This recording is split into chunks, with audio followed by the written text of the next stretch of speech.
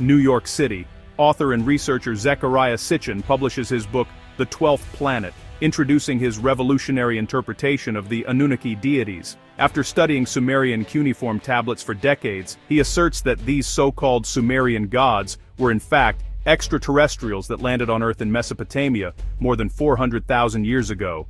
According to Sitchin's translations, the Anunnaki both created human beings and also had a part in mankind's downfall when a great flood nearly destroyed all life on Earth. But why? What was the purpose of the Anunnaki's earthly visitations? And why did they create the creature known as man? Zecharia Sitchin wrote a number of well-received books on the Anunnaki, which he believed were basically extraterrestrial entities from a planet called Nibiru, which he quite controversially believed actually exists in our solar system. His theory was they upgraded the human race and used them as sort of a slave species. Sitchin understood, based on his interpretation of the tablets, the mission had to do with the failing atmosphere around the planet Nibiru, and that when they came to mine gold. The Anunnaki had damaged their atmosphere, and by using gold, they found that they could patch these atmospheric holes. Becomes the story of our humanity. The Anunnaki literally came to Earth to mine the gold, and when realizing it was such a toil to do so, created us as a worker race to do that for them. Zecharia Sitchin's hypothesis that the Anunnaki came to work to mine gold and then created humans to perform the task was both bold and controversial. Needless to say, it was not embraced by mainstream scholars, but many ancient astronaut theorists believe that Sitchin's interpretation of the tablets is not only correct, but also provides compelling evidence that the Anunnaki created mankind. What if the whole Anunnaki story is a global story of a non-human intelligence that was manipulating genes all over the planet? That it wasn't just gold, it was a planetary base. Northern Iraq, along the east bank of the Tigris River opposite the city of Mosul, lies the ruins of the ancient city of Nineveh, a place originally inhabited by the Sumerians of Mesopotamia. Here in 1849, British archaeologist Austen Henry Layard unearthed the ruins of the Great Library of Ashurbanipal, a royal archive containing thousands of clay tablets with cuneiform inscriptions. Dating to 700 BC, the messages carved into stone are considered to be the world's first written accounts. Sumerian tablets are probably one of the oldest forms of a written record that we have. They've been translated, and they tell exciting stories about how gods intermingled with human beings and actually had a hand in the creation of human beings. Whether or not it's just mythology or if it's fact, no one really knows. According to interpretations of the Sumerian tablets, the gods were called the Anunnaki. What we're looking at here is a Sumerian tablet that actually shows the tree of life, flanked by divine beings. You can see here the Anunnaki on each side. We also see the winged disc, a symbolic reference that the Anunnaki had the power of flight. They actually had necklaces with astronomical references, a moon, a star, various symbols, which even could be symbolized as a wristwatch, technology being used 6,000 years ago. The written accounts etched into stone suggest the Anunnaki were giant beings standing 8 feet tall who came to Earth in search of gold for their home planet. When the Sumerian gods, the Anunnaki, realized the toll it was taking to mine the gold themselves, they decided to fashion a worker being, a slave to mine the gold for them. And they explain in the Sumerian creation tales that this was an arduous process. So it's very possible that our genetic evolution was a process done by the Anunnaki to create us in their image and after their likeness. They created man according to the Sumerian text. They created Adam and Eve. How interesting that the Bible will echo the story but talk about it in terms of God. It's almost like these highly advanced creatures were acting as teachers, and certainly Sumerian culture and mythology is full of stories of receiving visitations from these mysterious higher entities that, bestowed wisdom and fantastic ideas and concepts. And you have to wonder, is this just down to myth, or was somebody coming down and really trying to give us a push, if you like? Ancient chronicles of sky beings creating human life are common in early cultures found all over the world.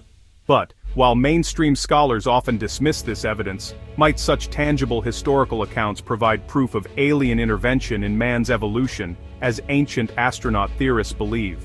The Sumerians are not the only culture that talks about this. Also in the Quran, it says that language was given to us by Allah or God, The Maya Popol Vuh says that language was given to us by the gods. The ancient Egyptian texts are saying the exact same thing. It doesn't matter what ancient culture we look at, they all say the same: that language was a gift from the gods. We should finally come to grips with the idea that extraterrestrials had something to do with our development.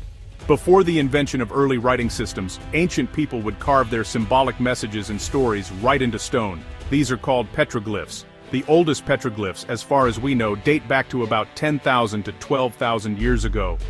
Now, according to ancient astronaut theorists, petroglyphs found in the American Southwest actually connect the prehistoric ancestors of the Zuni and Hopi tribes with beings from the stars. The very first graphic expressions made by humans were petroglyphs. That is, symbols or figures scratched into stones. Take the Hopi Indians, for example. They carved petroglyphs into their rock faces that show people with radiating wreaths, or even gods descending from the sky. The Hopi people, they say that these beings are Kachinas. These are beings from space who came to Earth in aircraft. They are not gods, but they brought knowledge from another planet. And, we actually see this same phenomenon in other places, like in Europe, at Valcamonica, or in Asia, and even in Brazil. When you look at it, all around the world, there are similar legends about people from the stars coming down and having a major impact on the people of different countries and cultures, often in roughly the same time periods. So we're seeing a pattern here, and honestly, it's tough to just dismiss it. The pattern really suggests that in our ancient past, some kind of creatures came down, interacted with us, and maybe even influenced us to become who we are today.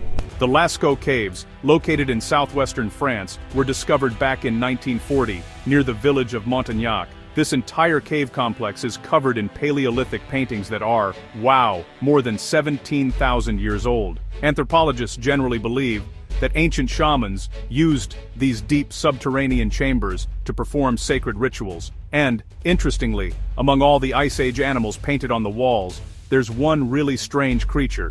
It's got the body of a man and the head of a bird. The technical name for a creature like this is a therianthrope.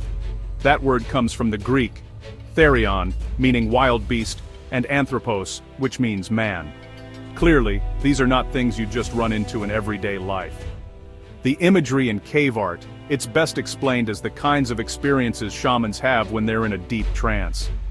When they come back from that trance state, they depict on the cave walls the visions they saw in that really altered state of consciousness. The Birdman that's found in Lascaux, it actually reminds us of one of Egypt's most important gods, Thoth. It also matches up with the way the Sumerians depicted their sky gods, the Anunnaki. But, is it just a coincidence that shamans, while in trance states, are encountering the same types of beings that the world's earliest civilizations later described as their gods? David Wilcock. In all these different indigenous cultures around the globe, there are, honestly, remarkable similarities in the types of beings people say they meet when they go out of body. David Wilcock. This kind of suggests that in the dream world or in the shamanic state, there's actually a real place we're visiting, and real beings that we're meeting when we get there. David Wilcock. And this is where, the ancient astronaut theory comes in. It suggests that these were the same teachers, the ones who went to all the ancient cultures and gave them the basics for everything we've accomplished up to now. But there was a pretty big, noticeable change in human behavior about 40,000 years ago, which is exactly when our ancestors started creating the first amazing cave art.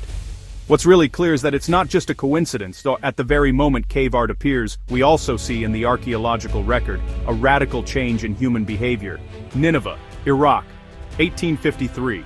A treasure trove of ancient cuneiform texts is uncovered, and these texts detail accounts of the creation of Earth, of man, and even the lives of the gods.